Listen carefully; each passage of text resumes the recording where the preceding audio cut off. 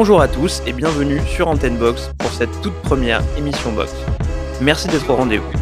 Le principe de ce podcast est simple, parler box toutes les semaines en analysant les gros combats à venir dans le week-end et en débriefant ceux du week-end précédent. Même si bien sûr parfois la richesse de l'actu nous imposera de faire des choix. Si cette émission vous plaît, n'hésitez pas à vous abonner, à liker la vidéo, à la commenter et à en parler autour de vous. Vous pouvez aussi me faire vos retours par message et suivre la page Instagram Antenne Box. Et maintenant, place au sommaire. Cette semaine, 3 combats ont retenu notre attention. Le premier, Tony Yoka contre Christian Hammer. Ce combat positionne-t-il Yoka dans l'antichambre de l'élite ? Le deuxième, Daniel Dubois contre Joe Joyce. Enfin, cette opposition a lieu. Va-t-elle marquer un passage de flambeau attendu ? Dubois va-t-il confirmer tous les espoirs placés en lui ? Et enfin, Mike Tyson contre Roy Jones Jr. Que penser de cette exhibition et qu'en attendre ? Et donc, sans plus attendre, on attaque le sujet numéro 1. Et notre premier sujet, c'est le combat entre Tony Yoka et Christian Hammer, qui aura finalement lieu après avoir été annulé l'an dernier sans qu'on comprenne trop pourquoi, puisqu'Hammer avait quand même boxé. Ce par quoi je voudrais commencer, c'est par dire que ça fait plaisir déjà, parce que là, on a vraiment l'impression que ça y est, Tony Yoka est enfin vraiment sur les rails. Il y avait cette impression un peu chaotique sur la carrière de Tony Yoka. Il y a eu sa suspension, ensuite il était reparti, puis il y a eu justement l'annulation du combat contre Hammer, puis l'annonce d'un combat qui ne s'est pas fait, puis le Covid. Moi, j'avoue que j'étais un peu inquiet, surtout que Tony n'a plus de temps à perdre, et là vraiment, le fait que le combat contre Duopa se soit fait, puis l'enchaînement et les bruits de couloir aujourd'hui pour un autre combat avant fin 2020, potentiellement pour un titre européen contre Petar Milas, même si rien n'est officiel encore, donc prudence, ça fait du bien. Maintenant, revenons à là où nous avions laissé Tony Yoka, le fameux combat contre Yohan Duopa. Alors moi, je partage l'avis de pas mal d'observateurs pour qui, avec ce combat, Tony Yoka a envoyé un message et a choqué pas mal de monde. Alors certes, Duopa n'est plus tout jeune, mais ça reste un boxeur reconnu, un gros champion, qui avait fait de son aveu la meilleure prépa de sa carrière. Tout le monde s'attendait à ce qu'il amène Yoka plus loin dans le combat, que ce soit une opposition complexe pour lui, et Tony Yoka a complètement déjoué ce plan en attaquant hyper fort, en faisant mal et en laissant aucune chance à Duopa. Il a rien laissé au hasard. On s'attendait peut-être au final à un résultat positif, mais avec une manière aussi brutale et expéditive, peu en avait parlé. Je pense que même Duopa a été surpris de la puissance des coups. Il voulait d'abord se tester, mais Yoka ne lui a même pas laissé le temps pour ça. Moi, j'enlève bien sûr aucun mérite à Duopa. Franchement, c'est Yoka qui a vraiment fait son combat. Et, je le répète, a laissé aucune chance. Il a fait le boulot, et je le dis avec autant plus de sérieux que j'ai vraiment un immense respect pour Duopa. J'étais triste pour lui, même si cette défaite n'enlève rien à sa carrière et au combattant qu'il est. Et en plus, ce qui est cool pour lui, c'est qu'il a pu mesurer ce soir-là l'amour et le soutien du public. Avant de rentrer dans le dur, parlons du choix. Je mets des guillemets parce que ça se passe pas en mode « je te veux toi, allez c'est parti ». Il faut composer avec divers intérêts. Pas mal de gens attendaient, du coup, suite à ce qui s'est passé à la fin du combat contre Duopa, un Yoka tronché. De mon point de vue, même si je comprends que Yoka ne le fasse pas, ça n'aurait pas été inutile non plus. Je m'explique.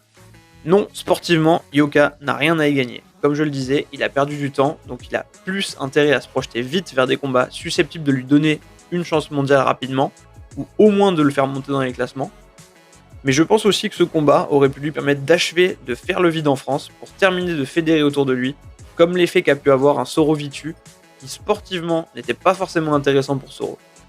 Après, je comprends totalement le choix de Yoka, je donne juste mon sentiment, parce que je pense que ce combat, si Yoka l'avait gagné, ça lui aurait permis de s'imposer comme le champion français incontesté et incontestable des poids lourds.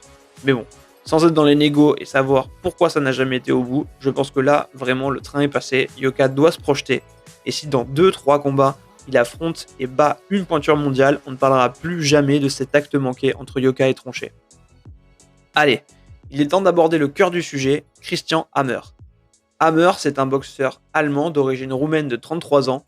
Il n'est donc pas non plus vieux par rapport à ce que son palmarès pourrait laisser penser. Il est 37e mondial, il a un bilan de 31 combats pour 25 victoires, 15 KO et 6 défaites. C'est un boxeur d'expérience qui a aussi battu Wallisch, que Tony Yoka a mis KO, et qui s'est surtout mesuré à pas mal de boxeurs du top mondial. Fury en 2015, avant qu'il rencontre Klitschko, contre qui il abandonne au 8ème round, mais franchement, allez voir ce combat, Fury est juste impressionnant. Il a rencontré Povetkin en 2017 chez lui en Russie, avant qu'il n'affronte Joshua, et il perd au point. Et il a aussi rencontré Ortiz en 2019, là aussi il perd au point. On rappelle qu'Ortiz a tenu tête juste après à Wilder, avant de prendre un KO venu de l'espace comme seul Wilder sait les mettre. Qu'est-ce que ça nous apprend, ces combats contre les top mondiaux? C'est que c'est un boxeur vraiment courageux, un dur au mal qui s'est encaissé. Oui, il a perdu contre ses gros noms, mais il a su montrer une belle résistance. Ce qui est intéressant, c'est que vu à quoi a résisté Hammer, si Yoka le couche, on ne pourra plus faire les fines bouches et ça permettra aussi d'avoir un référentiel commun entre Yoka et ses autres boxeurs. Sur le style, il a les mains hautes, il fait un peu penser à Duhaupas, il chasse beaucoup avec son bras avant. Il est par contre, je trouve, un peu statique. Il n'hésite pas à avancer, notamment contre Fury, et surtout, il a du répondant. Il se laisse pas faire. Au début de son combat contre Ortiz, par exemple, il prend une grosse rafale, on le voit tituber 2 secondes, mais il repart direct au combat. Contre Povetkin, je trouve qu'il n'a pas proposé énormément, mais il a vraiment su encaisser. Sur les clés du combat, un élément que je trouve intéressant, c'est que lors de ses combats contre ses top boxeurs, il avait des adversaires qui envoyaient en général de petites rafales de coups, des séries. Povetkin, lui, travaillait en 2-3 touches puissantes. Fury s'est un peu amusé, et Ortiz, lui, a envoyé quelques rafales, et c'est peut-être ça qui lui a permis d'aller au bout. Mais la particularité et une des forces de Yoka, c'est d'être capable de fixer avec son bras avant de bloquer son adversaire dans un coin, et de l'allumer derrière avec des combinaisons puissantes avec son bras arrière. Et je pense que ça pourrait faire tomber Hammer. En plus, Yoka ne sait pas que fixer avec son jab, il l'envoie aussi fort pour percer la garde de son adversaire. Du coup, si je devais me prononcer, il y a une partie de moi qui aimerait voir Yoka l'exploser vite, pas au premier round, sinon ça va encore parler, mais par exemple au 4ème, et une autre partie de moi qui voudrait que ça aille vers le 9ème round pour voir Tony Yoka plus loin dans un combat. En tout cas, une chose est sûre, moi je veux un KO. Pour finir, je pense que ce n'est pas ce combat qui potentiellement convaincra les détracteurs de Yoka aujourd'hui, mais ce combat le rapproche en tout cas un peu plus de celui qui lui permettra de le faire. Comme le combat dont on va parler après entre Dubois et Joyce, la prochaine marche de Tony Yoka, c'est d'affronter son Joyce. Sauf que Dubois peut le faire chez lui vu le niveau des boxeurs anglais. Yoka, lui, a déjà fait le ménage à son niveau en France, il doit donc aller chercher à l'étranger, mais pour ça, il a besoin d'obtenir la légitimité que peuvent lui offrir ce type de combat pour être imposable à ce genre d'adversaire. C'est en tout cas ce qu'on lui souhaite. On a, je pense, fait le tour de ce sujet. Il est donc temps de le clore et de passer à l'analyse suivante, le choc anglais qui nous attend ce week-end. Alors, sur le combat Daniel Dubois contre Joe Joyce, qu'on n'osait plus attendre, on a d'un côté Joyce, 35 ans, 11 combats pro, 11 victoires, 10 par KO, 15e au classement polo mondial et 5e en Angleterre. De l'autre, on a Daniel Dubois, 23 ans, 15 combats pro, 15 victoires, donc 14 par KO. Donc, ce qui est marrant, c'est qu'au final, Dubois a plus de combats pro que Joyce, donc qui lui, bien sûr, a une carrière amateur beaucoup plus conséquente avec 47 combats contre 5. Dubois, il est 21e poids lourd mondial et 6e en Angleterre. Donc, en cas de victoire, on pourrait assister à un vrai passage de relais. Ce combat, c'est un peu le choc de deux brutes, et en vrai, on est aussi content parce qu'il était temps que Dubois affronte un adversaire plus consistant que les récents Schneider, Fujimoto ou TT, même si on l'a vu défier un bon adversaire avec Gorman. Sur les forces en présence, côté Dubois, d'abord, on a un des prospects les plus redoutés du circuit. Très costaud, puissant, il utilise beaucoup et super bien son jab, il est patient, il cadre très très bien, et il sait justement s'installer avec son jab. C'est généralement lui qui va avancer, qui va dicter le tempo, il laisse très peu d'issue à ses adversaires. Comme je le disais, il jab beaucoup, mais une fois qu'il a su connecter, il n'hésite pas à rentrer, à enchaîner, à accélérer, et c'est là que ça devient vraiment très dur pour ses adversaires qui prennent sa puissance de plein fouet. Alors même que déjà à distance, il sait faire mal avec son jab. On peut voir dans ses derniers combats que ses adversaires ont du mal à masquer leurs craintes face à la puissance de ses coups. Même un Gorman, je parle même pas d'un TT qui lui était terrorisé même avant de rentrer sur le ring. Bon après il y a de quoi, j'aimerais pas me retrouver sur un ring face à Dubois. Il a une boxe qui est simple mais qui est efficace et il a surtout encore une grosse marge de progression. Si on devait parler de ses axes de progrès, on pourrait parler de son jeu de tête qui est perfectible et aussi de sa palette technique qui pourrait s'enrichir et devenir un peu plus complète. On sait pas non plus encore ce qu'il est capable d'encaisser vu comme il a dominé de loin tous ses combats jusqu'à présent. Sur Joe Joyce maintenant, déjà son premier avantage c'est qu'il est plus grand, 1m98 contre 1m96, mais surtout qu'il a une plus grosse allonge, 2m03 contre 1m98, ce qui pourrait lui servir face au jab de Dubois. On peut saluer aussi sa prise de risque, parce qu'il faut du courage pour prendre justement ce risque d'affronter un prospect comme Dubois. Après, ce qui frappe en termes de technique chez Joyce, et c'est assez notoire, c'est quand même sa lenteur d'exécution. Après, paradoxalement, ça l'empêche pas d'arriver à placer des séries, il est assez précis, et surtout, il envoie des coups assez lourds, qu'il faut pouvoir encaisser. On a vu aussi que même face à un adversaire mobile et plus rapide comme Brian Jennings, il avait pourtant su imposer son tempo pour finir par gagner au point, et ça, c'est un argument non négligeable. Enfin, dernier point, mais non des moindres, je ne sais pas si vous avez pu voir à quel point Joe Joyce est affûté aujourd'hui. Il a posté une photo sur Instagram, je pense que je ne l'ai jamais vu dans une forme pareille. Sur les clés du combat maintenant, quelque chose que j'ai remarqué, c'est que Joe Joyce envoie beaucoup de coups au corps, notamment son direct avant au plexus en se désaxant. C'est un coup qu'il utilise beaucoup, qui peut venir contrer les jabs réguliers de Dubois, en plus avec sa plus grosse allonge. Un point important, c'est que ce sont deux boxeurs qui avancent. Donc je suis curieux de voir qui va s'approprier le centre du ring, même si je pense qu'avec ses qualités dans le cadrage, sa puissance et son jab, c'est plutôt Dubois qui va s'y trouver et imposer son tempo. Surtout qu'il a un bon jeu de jambes, là où j'ai tendance à trouver que celui de Joyce est parfois un peu étrange. La dernière question, c'est sur le sujet de la taille. Dubois va-t-il pouvoir boxer comme d'habitude en s'installant avec son jab ? Il a déjà boxé les plus grands, notamment le roumain Razvan Kotjanu. Alors, même s'il l'a explosé au deuxième round parce que l'écart de niveau était trop grand, c'est intéressant parce que Dubois a quand même avancé, mais Kotjanu a su par moments le mettre sur le reculoir. Donc, face à un adversaire du niveau de Joyce, avec son expérience et surtout sa puissance, ça peut être un élément déterminant. Le timing de Dubois va être une clé contre les coups lents de Joyce, mais il devra faire attention, je le répète, à sa puissance et à sa précision. Alors, si je devais donner mon avis, sauf immense surprise, je vois quand même Dubois dominer le combat avec son cadrage et sa puissance, mais Joyce a pour lui son expérience. Il a dit qu'il voulait amener Dubois un peu plus loin dans le combat. Il a dit aussi des choses hyper intéressantes en parlant du combat de Povetkin contre White, où il citait le russe en exemple. Pour rappel, lors de cette opposition, on avait le sentiment que White avait su mettre en place sa stratégie, que le combat se passait comme il le souhaitait, et il a été surpris par un uppercut au menton bien placé de Povetkin au moment où il s'y attendait pas, ce qui a fini par le mettre KO, et ça a complètement renversé la physionomie du combat, qui semblait bien engagé pour White, et qui au final s'est retourné à la faveur de Povetkin. Donc on peut supposer que c'est un schéma que Joyce a en tête. Il va aller chercher le coup précis qui va faire mal. Dubois, lui, se voit finir le combat rapidement. Il l'a dit quand Joyce lui parlait de le mettre KO plus loin dans le combat. Peut-être que c'est une technique de Joyce aussi de vouloir pousser Dubois à commencer fort pour le faire se découvrir. Le seul combat que Dubois n'a pas fini par KO d'ailleurs, contre Kevin Johnson, qui est aussi un boxeur plus grand, comme on en parlait tout à l'heure, il l'avait commencé fort et il avait peut-être perdu un peu de jus. Bon, après Johnson, il a passé le combat à jouer au sac de frappe, et je sais pas comment il a pu résister, ça reste une énigme pour moi qu'il soit pas tombé par terre. En revanche, pour revenir à Dubois, depuis plusieurs combats, je le trouve justement très patient, précis, calme, méthodique, appliqué, donc je le vois pas tomber dans ce piège entre guillemets là.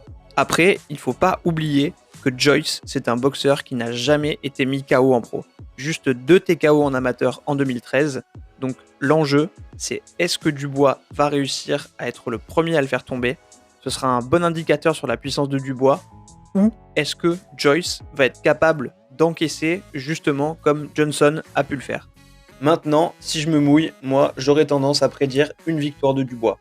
Il a vraiment trop d'atouts à mon sens, je pense qu'il peut dominer ce combat, mettre Joyce KO, ou finir par le gagner au point. Mais après, attention, Joyce a un pédigré, il sait mettre la pression, il sait casser le rythme de l'adversaire, rentrer à l'intérieur de son tempo, il sait attendre aussi la bonne opportunité, comme je le disais tout à l'heure quand il faisait référence au combat White-Povetkin. Sa stratégie, ce sera de gêner et d'user Dubois, de l'empêcher de faire ce qu'il veut faire, de l'empêcher de trouver son rythme et de mettre sa boxe en place. Il va chercher le coup bien placé. Si je me risque à un prono, je vais dire victoire par KO de Dubois au 5e round. Après, ça reste de la boxe, donc très très difficile à prédire, surtout à ce niveau de puissance et avec l'expérience de Joyce, comme je l'ai dit. La seule chose dont on peut être sûr, c'est que ce sera un gros combat et qu'à la suite de ça, on aura de vrais enseignements. Donc, si on suppose que c'est Dubois qui sort vainqueur de ce combat, c'est quoi la suite ? Beaucoup font le comparatif entre Tony Yoka et Daniel Dubois, mais je les vois vraiment pas prendre le risque de se rencontrer maintenant. Cette confrontation, c'est clair qu'elle serait top, surtout qu'ils ont des parcours un peu parallèles, mais je pense vraiment que ce serait pas pour tout de suite, et pas avant en tout cas qu'un des deux ait eu une vraie chance mondiale. Après, je préfère aussi que Tony Yoka attende un peu avant de se mesurer à Dubois. Je pense que Dubois, lui, a intérêt à continuer à aller chercher des profils à la Joyce, donc des boxeurs reconnus et bien classés du circuit, mais sur la pente descendante, qui ne serait pas un vrai danger pour lui, mais qui serait ok pour l'affronter, potentiellement pour un beau chèque, avant qu'il ait sa chance mondiale. Pour lui, ça pourrait être intéressant de faire un Pulev, un Ortiz, un Chisora. Après, en intermédiaire, on pourrait avoir pourquoi pas un White ou un Povetkin, ou encore un Parker, qui serait pas mal pour lui. Il y a aussi les Kovnacki, les Martin, même si personnellement je trouve que c'est moins intéressant. Mais si je devais me projeter dans deux combats que moi j'adorerais voir, d'abord il y aurait un Dubois-Andy Ruiz, avec un Andy Ruiz bien sûr au top de sa forme, parce qu'aujourd'hui on ne sait pas trop ce qu'il devient, mais si on fait le parallèle avec son combat contre Joshua, si on l'a à ce niveau-là, ça peut être intéressant, dans la mesure où on peut comparer un peu souvent les morphologies de Dubois et Joshua, leur technique de combat. Ça peut être un beau test et ça peut être un combat plaisant à voir. Après, ce que je préférerais vraiment en termes d'opposition de style, et là où je serais super curieux, ce serait un Dubois contre Usyk. Moi, c'est un combat qui me ferait vraiment kiffer. On dit souvent que c'est les grandes oppositions qui font les grands combats. Justement, là, je trouve que c'est deux styles qui sont ultra complémentaires. On aurait la puissance brute d'un Dubois qui avance, qui s'est bien cadré, et on a Usyk qui est un super technicien, qui est certes moins puissant, mais qui est hyper mobile, qui se déplace bien, qui sait jouer avec son adversaire. Quand on voit ce qu'il a fait contre Chisora, justement, où on n'est pas non plus complètement rassuré face à un adversaire qui pourrait avoir encore plus de puissance et lui mettre plus de pression, ça pourrait donner de bons enseignements sur les deux, voir comment Dubois peut imposer son style, sa puissance, son cadrage, et côté Usyk, même si on n'est pas là pour parler de lui, comment il pourrait réagir à ça, imposer sa boxe, pour voir s'il a vraiment aussi sa place chez les lourds. En tout cas, moi, c'est un combat que j'adorerais voir. J'ai lu aussi que Frank Warren, donc le promoteur de Daniel Dubois, avait laissé entendre que c'était un choc envisagé dans le cas où Joshua laisserait vacant son titre WBO pour aller affronter tout de suite Tyson Fury, vu que Usyk est le challenger officiel. Dubois est le second sur la liste. Donc, pour se répartir cette ceinture, il pourrait y avoir un choc entre Dubois et Usyk. Bon, ça fait beaucoup de si, parce que ça laisserait sous-entendre que Joshua abandonne son titre, ce que j'ai un peu de mal à croire. Mais du coup, ce qui est positif, c'est que c'est déjà envisagé par les parties prenantes. Et moi, c'est vraiment un combat que j'aimerais énormément voir dans les mois ou années qui viennent. Et maintenant, parlons de notre dernier sujet, le combat des vétérans, le grand retour de Mike Tyson et Roy Jones Jr. Alors que penser d'un combat entre deux anciens champions de respectivement 54 et 51 ans ? Ce qui est intéressant, avant d'entrer dans le vif du sujet de ce combat, c'est de mettre en parallèle l'histoire des carrières professionnelles de ces deux monuments du ring. Ce sont des boxeurs qui ont eu une courbe de carrière qui pourrait se ressembler, dans les grandes lignes, une domination outrageuse pendant plusieurs années, un coup d'arrêt, puis une lente descente pour des combattants qui ont fini par ne plus jamais être les mêmes. Des fins de carrière assez, voire très décevantes par rapport à ce qu'ils ont pu être à un moment donné. Roy Jones Jr., avant tout, c'était un style rapide, hyper explosif. C'était aussi un showman et un provocateur sur le ring. Il pouvait se le permettre quand il était au top parce qu'il allait beaucoup trop vite. C'était aussi un crochet du gauche dévastateur. C'est un boxeur qui a traversé beaucoup de catégories de poids, en étant champion dans la plupart d'entre elles, des moyens jusqu'au lourd, même si c'est dur de considérer qu'il a vraiment été un lourd, alors que c'est pourtant ce passage qui, chez beaucoup d'observateurs, à cause des changements dans son poids et sa morphologie, qui ont prématurément mis sa carrière sur la pente descendante. Avant, il était imboxable parce que sa vélocité faisait sa force, et que suite à ça, il a un peu perdu pour ne plus jamais vraiment la retrouver comme elle était autrefois. Tyson, lui, a toujours été un poids lourd, petit mais lourd. Lui aussi a connu une apogée incroyable, mais a eu une chute encore plus vertigineuse. Parce que Tyson, c'est un boxeur exceptionnel. Une puissance, une férocité, des déplacements qui font qu'il est et restera reconnaissable entre mille. Mais Tyson, c'est aussi les affaires, la drogue, les accusations de viol, la prison, les défaites contre Buster Douglas, sa dernière contre Kevin McBride, qui a aussi été marquante. Mais, après sa carrière de boxeur, Tyson, c'est aussi l'histoire de la rédemption d'un homme. il y a une mythologie autour de Mike Tyson qui fait que pour moi, dans ce futur combat, on retrouve un ancien boxeur de génie, Roy Jones Jr., contre un ancien boxeur de légende, avec une aura qui dépasse la boxe. Alors, est-ce que c'est un combat qui mérite d'exister ? Si on raisonne de façon pragmatique, la réponse est non. Ils ont beau faire monter la sauce dans leur conférence de presse, quand Tyson dit qu'il sent revenir la personne qu'il a cherché à fuir après sa carrière de boxeur, qui est le combattant qui sommeille en lui, il est dans la promo de son combat. Pareil pour les vidéos qu'on a vues circuler. Oui, c'est impressionnant pour des mecs de leur âge, ça donne des frissons parce que ça nous remet des images en tête, on revoit les déplacements de Tyson, l'impression de vitesse de Jones, et ça nous met des étoiles dans les yeux. Mais c'est une chose de le faire sur des pattes d'ours et des raquettes, c'en est une autre de le faire sur un ring pendant 8 fois 2 minutes, en prenant des coups. Après, attention, moi, même aujourd'hui, sur le ring avec un des deux, j'y vais pas. Mais, une fois qu'on a dit ça, si on veut se faire l'avocat du diable et voir le projet avec un peu plus de hauteur, on peut quand même se dire que ça reste des combattants, avec leur ego et qui viendront pas pour perdre. Donc, je les imagine quand même se donner. Ils sont en plus vraiment affûtés comme jamais, donc difficile de se dire qu'ils se soient donné autant de mal pour juste faire de la figuration. Surtout, comme je le disais, l'aura de Mike Tyson, elle, reste intacte. Et je pense qu'une fois qu'on les verra sur le ring, la nostalgie peut opérer et nous embarquer dans ce combat. Ça ne sera sûrement pas un grand combat, mais s'il joue le jeu, ça peut quand même nous filer quelques émotions. Dans une interview, Asloum disait d'abord qu'il trouvait que c'était sans intérêt, avant de lâcher quand même « je regarderai leur exhibition comme un con ». C'est un peu ce sentiment qu'on aura tous, je pense, de se dire qu'on est con d'y croire, qu'on est con de regarder, mais qu'on a quand même envie d'être là et de le voir. Pour finir sur ce sujet, et ce qui est de l'opposition pure, si on prend le parti de l'imaginer comme un vrai combat, je pense que ce qui pourrait nuire à Jones, c'est que ce qui faisait sa force, c'était son explosivité et sa vitesse, qui aujourd'hui sont redevenues communes. Alors que je pense que le punch de Tyson, même si évidemment amoindri, lui, n'a pas disparu. Là où pour Jones, c'était sa vitesse qui lui donnait de la puissance, chez Tyson, on pourrait presque dire que c'était sa puissance qui lui donnait de la vitesse. On avait l'impression d'un bloc de force brute qui bougeait comme un tout. Donc, je pense que Mike Tyson peut nous refaire passer quelques petits frissons. Après, côté Roy Jones, je m'attends pas à grand chose. Sauf si Tyson le laisse bosser pour le plaisir de l'exhibition. Et je pense que c'est ce qui peut se passer. Tout ce que j'espère, c'est qu'il n'y aura pas d'accident, mais dans l'absolu, je ne vois pas un combat de ce type entre des boxeurs de 50 ans aller au chaos. Le format du combat me semble aussi suffisamment court pour qu'on puisse éviter une bouillie entre deux vieux boxeurs fatigués, ce qui casserait un peu le mythe et ferait de la peine à tout le monde. Là, je pense qu'ils vont savoir gérer le timing et nous proposer un beau spectacle.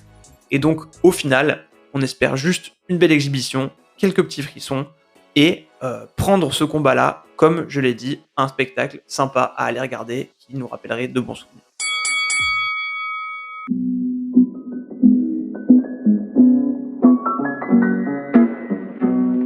On a fait le tour des sujets. La semaine prochaine, on reviendra sur les combats évoqués dans ce podcast et on parlera d'Errol Spence contre Danny Garcia. Voilà, c'est la fin de cette émission. Merci de l'avoir suivi. Comme je le disais en introduction, si ce podcast vous a plu, n'hésitez pas à vous abonner à la chaîne, à mettre un like, à commenter et à en parler autour de vous. Ça nous aiderait énormément. Suivez-nous aussi sur Instagram, sur notre compte AntenneBox. Je prendrai avec plaisir tous vos retours. Maintenant, il ne me reste plus qu'à vous dire bonne fin de semaine et à la semaine prochaine sur AntenneBox.